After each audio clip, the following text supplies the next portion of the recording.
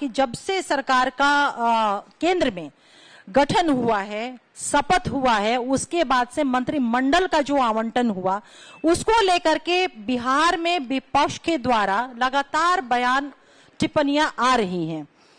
दो लोगों की चर्चा मैं विशेष तौर पे आप लोगों के समक्ष करना चाहती हूं। नेता प्रतिपक्ष श्री तेजस्वी यादव जी और माननीय राज्यसभा सांसद प्रोफेसर मनोज झा जी का बयान आया। बयान का इनका सार क्या था? बयान का इन्होंने 2 पॉइंट उठाए हैं, 2 बिंदु को इन्होंने उठाया है।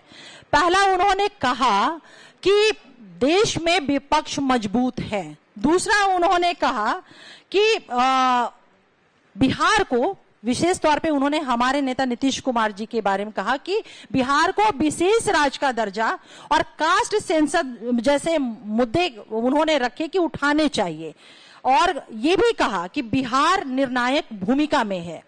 तो 2 उनके पॉइंट आए। पहला ये उनका पॉइंट आया कि बिहार निर्णायक भूमिका में है, और दूसरा उनका पॉइंट कि विपक्ष सशक्त है। तो इन 2 पॉइंट जो उन्होंने बिंदु रखे, उन बिंदुओं पे मैं आपसे चर्चा करूंगी और मैं पोल खोलूंगी कि जब ये बिहार निर्णायक भूमिका में रहा था कभी केंद्र में, यूपी की सरकार में, तब इन्होंने क्या किया था। तो इसकी मैं पोल आप लोगों के समक्ष रखना चाहती हूं। 2004 में आपको याद होगा कि बिहार में यूपीए ने, राष्ट्रीय जनता दल ने को बिहार की जनादेश ने 22 सीटों पे दिया था, और 2 सीट लोकसभा की झारखंड से राष्ट्रीय जनता दल को मिली थी। तो टोटल 24 सीटें 2004 में राष्ट्रीय जनता दल को मिली थी, और यूपीए को 218 और 59 सीट सीपीआई जिसको लेफ्ट कहते हैं, कुल मिलाकर के 277 सीटें हुई थी, जिसमें राष्ट्रीय जनता दल का 24 सीट था। और मैं आपको एक और बात बता दूं कि उस वक्त जो मंत्रिमंडल का गठन हुआ था, उसमें राष्ट्रीय जनता दल को 8 मंत्रिमंडल में जगह मिली थी, जिसमें 3 कैबिनेट में जगह मिली थी, 5 राज्य मंत्री बने थे। कांग्रेस को 3 कैबिनेट मंत्री परिषद में रखा गया था, 2 राज्य मंत्री बने थे, और एलजेपी जो स्वर्गीय Ramvilas Paswan ji 1 cabinet minister LJP से बने थे। तो कुल मिलाकर के 12 मंत्री 2004 में यूपी की सरकार में बने थे। जब 12 मंत्री बने थे, तब उस वक्त राष्ट्रीय जनता दल के नेता आदरणीय लालू प्रसाद यादव जी ने तो विशेष राज्य के दर्जे की मांग सेंट्रल से नहीं की थी। तब उस दौरान उनको इस बात का ज्ञान नहीं आया था कि बिहार को विशेष राज्य की दर्जा मिले या फिर कास्ट सेंसस हो। 2024 में अब उनका कहना है कि 2024 में बिहार निर्णायक भूमिका में है सेंट्रल की गवर्नमेंट को लेकर के। ये तो विमर्श का विषय है, क्योंकि हम सभी जानते हैं कि डेमोक्रेसी में, लोकतंत्र में निर्णायक भूमिका मजबूत होना या कमजोर होना ये संख्या बल के आधार पर है।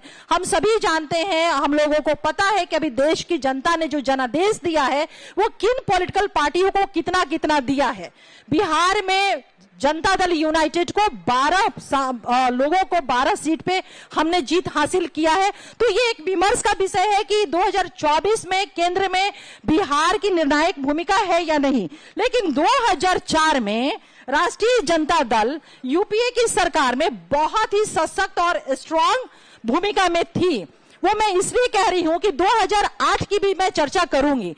2008 में आपको याद होगा कि जब लेफ्ट ने यूपीए से अपना समर्थन वापस ले लिया था और यूपीए की सरकार गिर गई थी, और किसी तरह से भी जोड़ तोड़ कर करके, आप लोग को याद होगा कि उस टाइम कैश फॉर वोट जैसा तांडव हुआ था संसद के अंदर में, कैश फॉर वोट। उस टाइम भी जोड़ तोड़ कर करके किसी तरह से यूपीए ने सरकार बनाया था, वो भी किसी स्थिति में जब 11 सांसद, बहुमत कितने मिले थे सदन में? 268 और 272 का भी आंकड़ा यूपीए नहीं पूरा कर पाई थी। 268 उसको मैंडेट मिले थे, बहुमत मिले थे संसद के अंदर, और वो भी सरकार इसलिए बन पाया कि 11 सांसदों ने वोट नहीं दिया था। तब अगर आप सोचिए कि उस वक्त जब 268 लोगों का बहुमत प्राप्त था यूपीए को, अगर उस टाइम राष्ट्रीय जनता दल अपने मत को 24 जो उनके सांसद थे अगर लेकर के वो हट जाती, तो मजाल था कि यूपीए की सरकार जो मनमोहन सिंह के नेतृत्व में था वो बिहार को विशेष राज्य का दर्जा नहीं मिलता या कास्ट सेंसस नहीं होता। तो आदरणीय तेजस्वी यादव जी जो बार बार ये सवाल कह रहे हैं, उनको विशेष राज्य के दर्जे पे बोलने की आवश्यकता नहीं है। देश की जनता ने और बिहार की जनता ने हमारे नेता नीतीश कुमार जी को क्या करना है और किस बात के लिए मैंडेट दिया हुआ है, हमें पूरा एहसास है अपनी जवाबदेहियों का।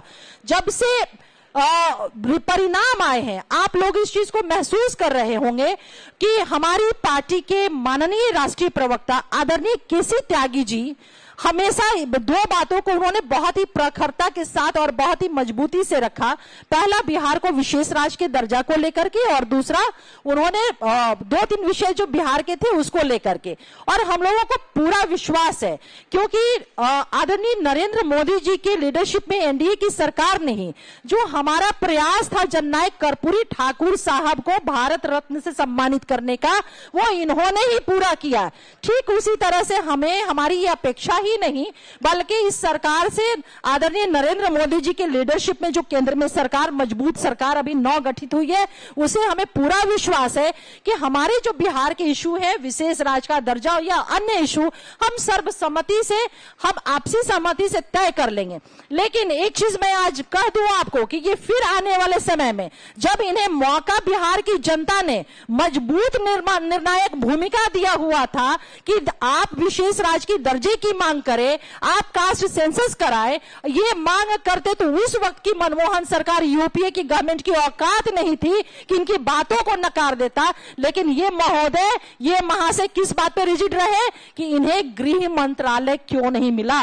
2004 में ये अडिग रहे कि गृह मंत्रालय मिले, 2008 में भी इसी शर्त पे इन्होंने समर्थन दिया कि मुझे गृह मंत्रालय मिले। और जब यूपीए की सरकार में आदरणीय मनमोहन सिंह जी के जो प्रधानमंत्री काल था उनका गृह मंत्रालय नहीं इन्हें मिला, तो 2009 में किस तरह से ये आदरणीय स्वर्गीय मुलायम सिंह यादव जी के साथ मिलकर के 4th फ्रंट का गठन करके अलग चुनाव लड़ा था। तो मुझे लगता है ये बात आप लोगों के माध्यम से उन तक पहुंचा दें कि बिहार का विशेष राज्य का दर्जा हो या अन्य जो हमारे इशू है, ये सारा जनादेश बिहार की जनता ने आदरणीय नीतीश कुमार जी को दिया हुआ है और वो बखूबी इस बात को उठा रहे हैं। और ये हम लोग को पूर्ण विश्वास है कि हमारी ये जो इशू है वो जरूर डिसाइड होंगे। लेकिन आने वाले समय में तेजस्वी यादव जी फिर उसी तरह से झूठा बयान देना शुरू करेंगे कि अरे हम ही ने तो कहा था कि बिहार को विशेष राज्य का दर्जा मिलना चाहिए, नीतीश कुमार जी को उठाना चाहिए, बिहार निर्णायक भूमिका में। ठीक उसी तरह से जिस तरह से हमारे नेता नीतीश कुमार जी ने लाखों नियुक्ति पत्र युवा और युवतियों को बांटे, बिहार के डेवलपमेंट के लिए काम किया, और किस तरह से नेता प्रतिपक्ष तेजस्वी यादव जी झूठा बयान दे करके अपने पक्ष में झूठा क्रेडिट लेने का लगातार वो प्रयास कर रहे थे।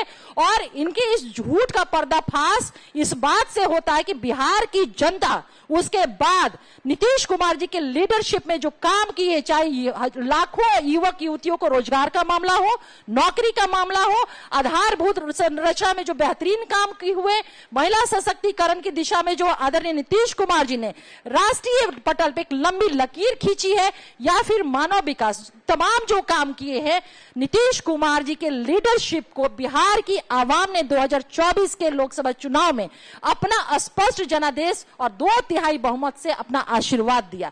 तो तेजस्वी जी का ये जो झूठा श्रेय लेने का था, कोशिश थी, उसे बिहार की जनता ने सिरे से खारिज कर दिया है।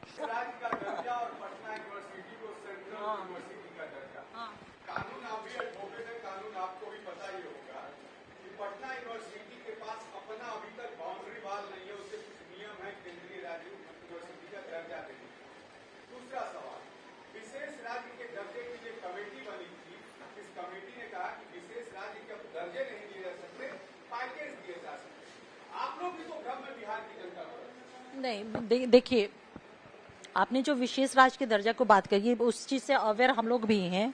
नीति आयोग ने जो उस पे अपनी टिप्पणी की कि विशेष राज्य के दर्जे, जो टेक्निकल एस्पेक्ट है, लीगल एस्पेक्ट है, तो कोई भी चीज या कोई भी सरकार संशोधन उसमें तो हो ही सकते हैं। हमारा यही गुजारिश रहेगा कि जो नीति आयोग के अपने मानक हैं उस मानक को फिर से एक बार देखने की आवश्यकता है। और बिहार जैसा पिछड़ा राज्य विकासशील राज्य, विकसित राज्य बनने की दिशा में अग्रसर है, इसके लिए विशेष राज्य के दर्जे की आवश्यकता है। और इसीलिए हम लोग बार बार कह रहे हैं कि हम लोग को पूरा अपेक्षा तो ही नहीं बल्कि पूर्ण विश्वास है आदरणीय मोदी सरकार से, जो अभी नया सरकार का गठन हुआ है, कि इन सारी चीजों को, जो भी मानक है नीति आयोग के, इन सारे मानकों को फिर से एक बार अवलोकन कर करके एक मार्ग प्रशस्त किया जाएगा ताकि बिहार को विशेष राज्य का दर्जा मिल सके। और जब बिहार को स्पेशल स्टेटस की कैटेगरी मिल जाएगी तो फिर ये सारे सवाल जो आपके हैं वो खुद ब खुद उसमें डिसाइड हो जाएंगे। जी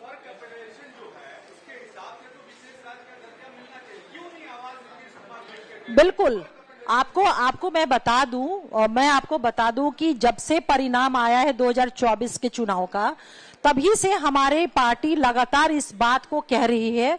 हमारे पार्टी के राष्ट्रीय प्रवक्ता आदरणीय श्री केसी त्यागी सर बहुत ही प्रखरता के साथ और बहुत ही मजबूती के साथ उन्होंने बिहार को स्पेशल स्टेटस कैटेगरी देने के विषय को उठाया है। और मैं फिर कहूंगी आपको कि हमारी अपेक्षा ही नहीं, वर्तमान केंद्र की मोदी सरकार से हमारा पूरा विश्वास है कि उन सारे विषयों पे जो लीगल एस्पेक्ट है, जो टेक्निकल और कॉन्स्टिट्यूशनल एस्पेक्ट है, उन सारी चीजों को अवलोकन करके इस दिशा में हम आगे बढ़ेंगे।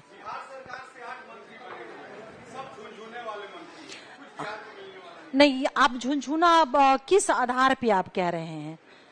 आपका ये जो कहना है झुनझुना वाला मंत्री, ये आधार क्या है? क्या इस विभाग का पंचायती राज विभाग वो महत्वपूर्ण विभाग नहीं है? या कोई भी विभाग, चाहे वो बिहार को मिला हो या दूसरे प्रदेशों को मिला है, क्या वो महत्वपूर्ण विभाग नहीं है? अगर झुनझुना वाला, क्योंकि ये सवाल सुबह से हम लोगों के पास आ रहे हैं, ये वही लोग कह रहे हैं, आपको मैं बता दूं, जिनके लिए अभी जो प्रेस कॉन्फ्रेंस हम लोगों ने किया, रेल मंत्रालय, गृह मंत्रालय, बीइंग और रेलवे मिनिस्टर आदरणीय लालू प्रसाद यादव जी के क्या पॉलिटिकल कुकर्म रहे हैं, फिर से इसकी विमर्श का विषय हो जाएगा। अपने माइनर बच्चों को उन्होंने उम्र से ज्यादा कंपनियों के मालिक, अरबों की संपत्ति का सृजन, नौकरी के बदले में संपत्ति का सृजन, अभी चार्ज सीटेड ये तमाम लोग हुए हैं। अगर इसको कहते हैं बढ़िया मंत्रालय तो मुबारक हो, उनके हिसाब का वो मंत्रालय। हम लोग काम करने वाले लोग हैं और ये बहुत फॉर्चुनेट है। बहुत फर्क होता है हमारी सोच में उनकी सोच में। हमारा मानना है कि बिहार को जो भी डिपार्टमेंट मिले हैं, आदरणीय नरेंद्र मोदी जी ने जो काम करने का मौका दिया है, वो बहुत बहुत बहुत ही इंपॉर्टेंट डिपार्टमेंट है। वो इस पॉइंट ऑफ व्यू से कि मास एट लार्ज को बताइए ना, हस्बैंड एंड फिशरी जो डिपार्टमेंट है, पंचायती राज विभाग, चारा घोटाला उसी विभाग का मामला है ना, उनको मिला तो लेकर के घोटाला करके सजा याफ्ता होकर के सोचिए बाहर निकले। तो ये तमाम लोग, फूड एंड सप्लाई, कृषि, ये सारी चीजें बहुत महत्वपूर्ण विभाग है और हमारे तमाम जनता को, देश की जनता को, मास एट लार्ज को ये कवर करने वाला है और काम करने का मैंडेट जनता ने दिया है। तो हमें काम करना है जहां से हमें आदेश मिलेगा केंद्र के माध्यम से।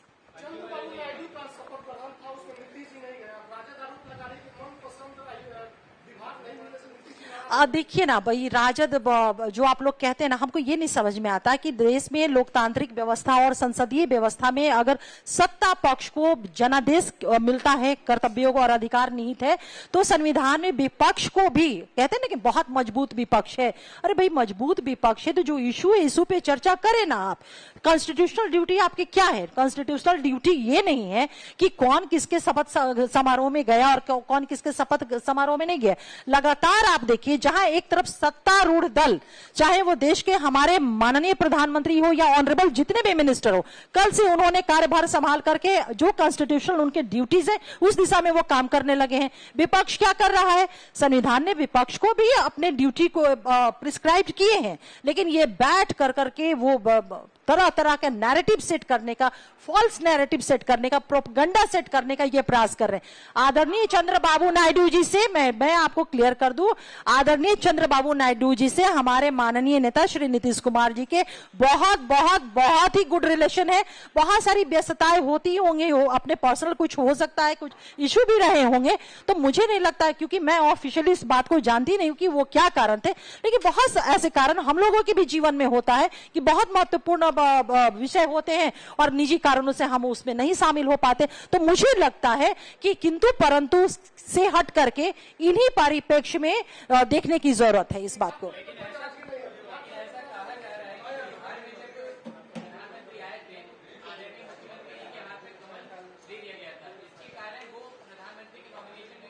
छोड़िए ना, वो सारी बातें खत्म हो गई। बिहार की जनता ने, देश की जनता ने नीतीश कुमार जी के लीडरशिप में और आदरणीय नरेंद्र मोदी जी के सशक्त नेतृत्व के लिए अपना बहुमत जनादेश दे दिया है। यही सत्य है और अब काम करना है, देश को विकसित राष्ट्र बनाना है और नीतीश कुमार जी के लीडरशिप में बिहार को विकसित बिहार बनाना है।